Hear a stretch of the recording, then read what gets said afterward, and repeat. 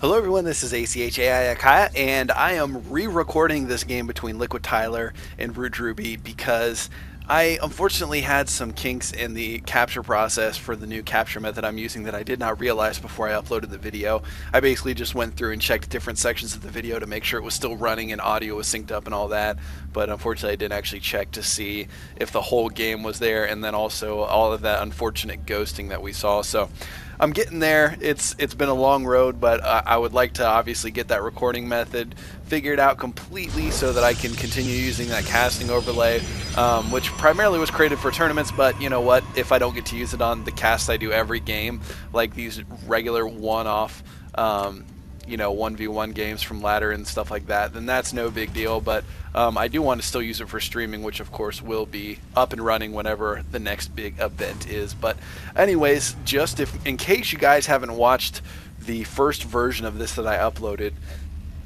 this is a PvT. Right now we're looking at ROOTdrewbie. He's the red Terran spawning in the lower left corner of Xel'Naga Caverns. And then in the top right, LiquidTyler, of course, the blue Protoss, spawning in the top right of Xel'Naga Caverns here.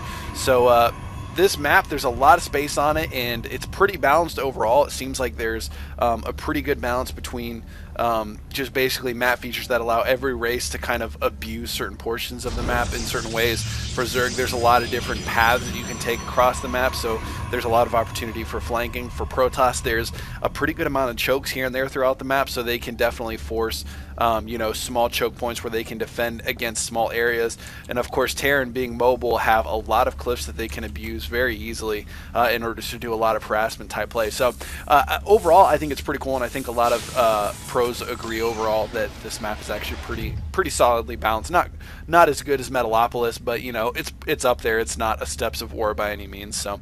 But it looks like both players are going to play relatively standard. We do see a Gate Cyber coming down from LiquidTyler right now. And if you don't know who LiquidTyler is, if you did not keep up with the StarCraft 1 scene, he was known as Noni in StarCraft 1, a very strong Protoss player in StarCraft Brood War, and he's actually doing quite well in StarCraft 2 as well, not taking it quite as seriously as some of the pro gamers who have actually, gone over to Korea and stuff so far, but hopefully we'll see some big things from him in the future because he is a great player.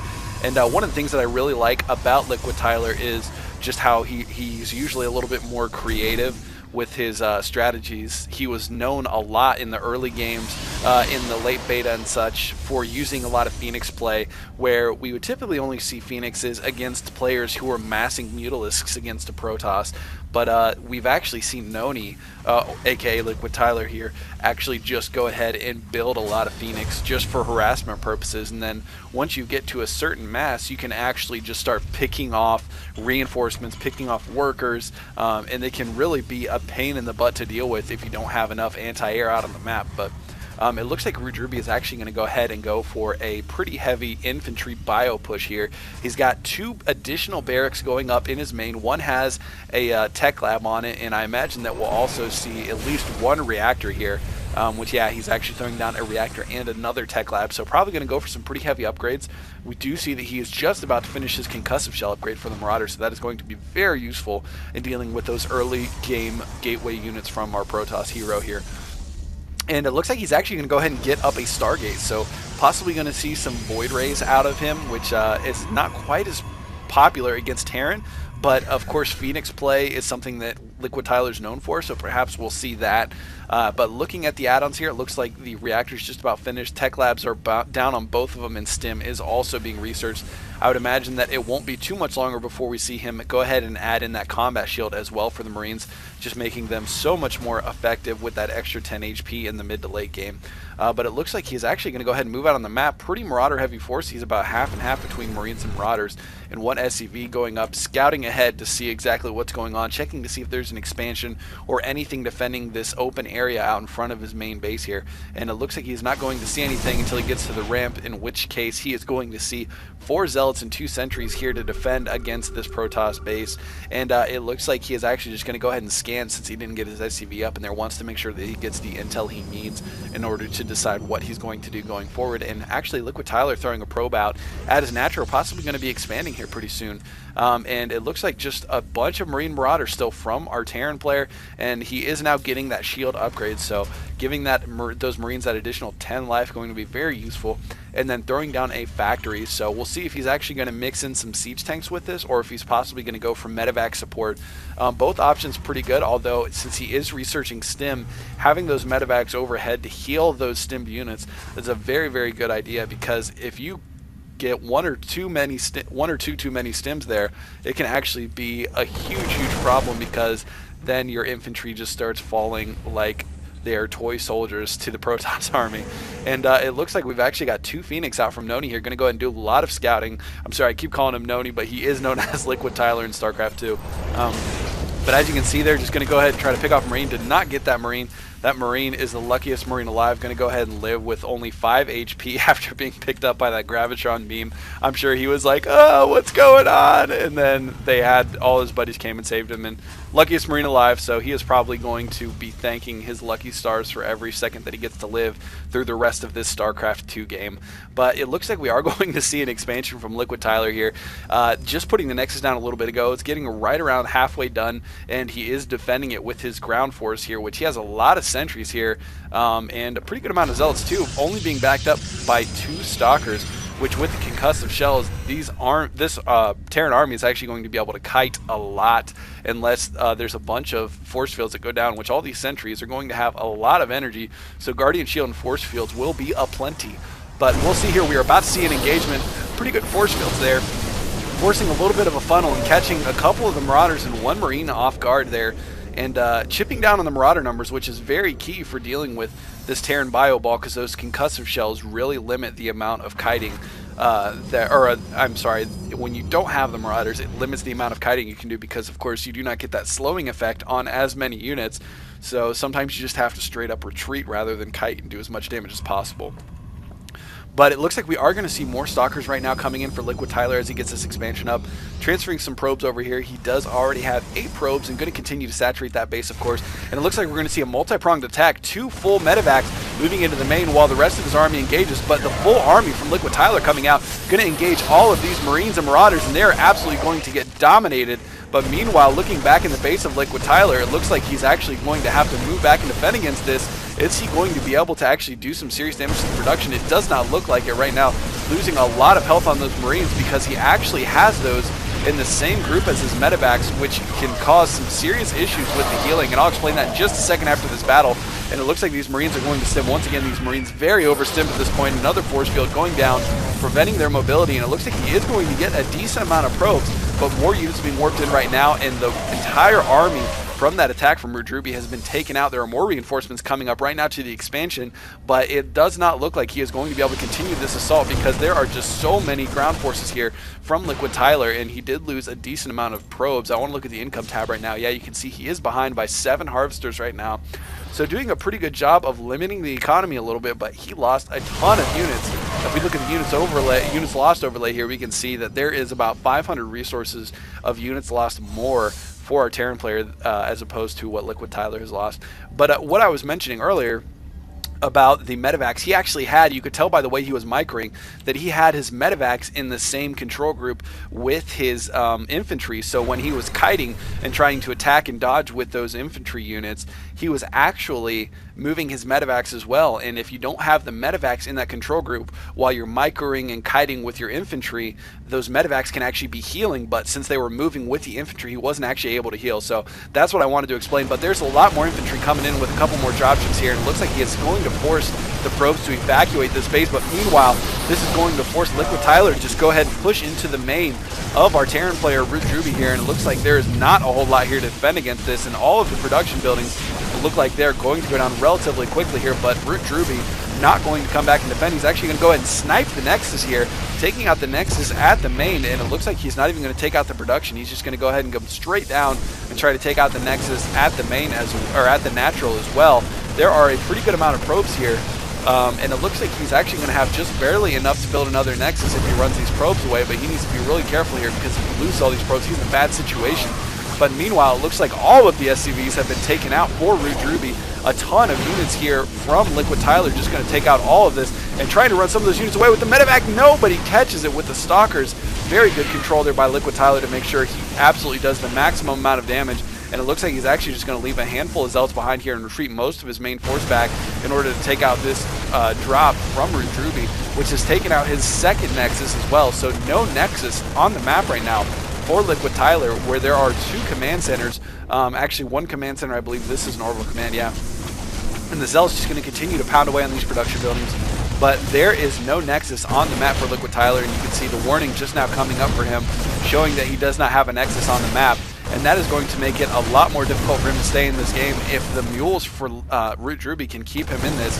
And it looks like he is going to try to load up and get out of there. These medevacs, oh my goodness, getting a little low on health, about half of the health knocked out, but he is going to manage to get them all out, and it looks like he is going to go ahead and rebuild his Nexus.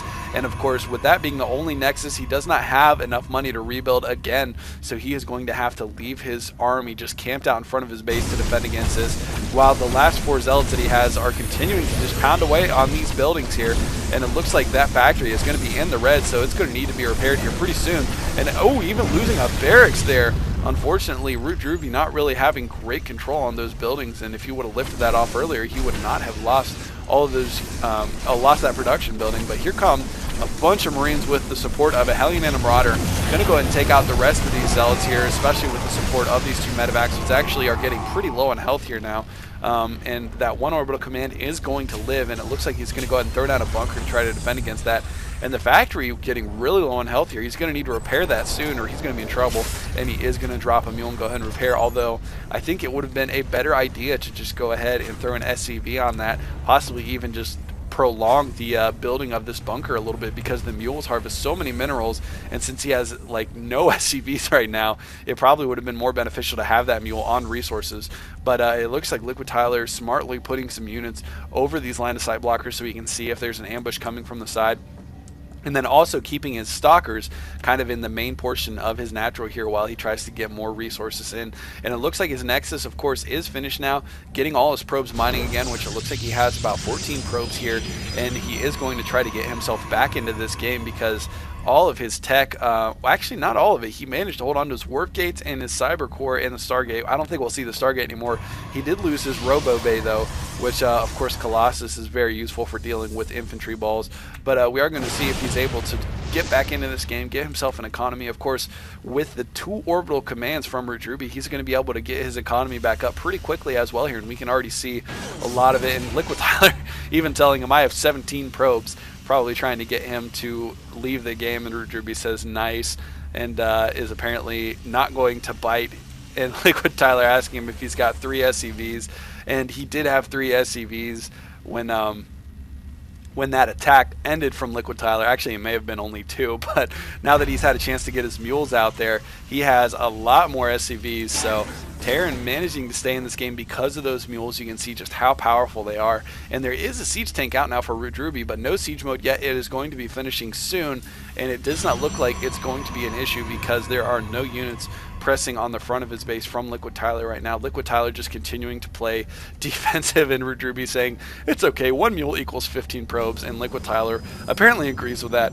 So, yeah, I've heard a lot of Protoss players that say they think mules are OP simply because if you kill every one of their SCVs, if they've got 1 or 2 orbital commands, it's basically like an even trade if they did some damage to your economy too, because mules just harvest so fast. But anyways, it looks like we are going to see ROOTdrewbie here possibly moving out. He's got 2 siege tanks with a lot of Marines and 1 Marauder here even. And actually, he's just going to take a defensive stance, possibly actually going to go ahead and try to take this natural once again. He did, of course, have to fly this command center from the natural over here. And apparently, LiquidTyler is unaware of it still. Yeah, looking at his vision, he, of course, does not see any of that. So he's unaware of the expansion situation for ROOTdrewbie right now. And it looks like he's actually going to go ahead and try to get his robo tech back up. His robotics base finished. His robotics facility is finished. His robotics bay is on the way. And there is another command center here going down for ROOTdrewbie. So there's kind of this awkward lull here. Both players taking some very, very serious economic hits early on in the game.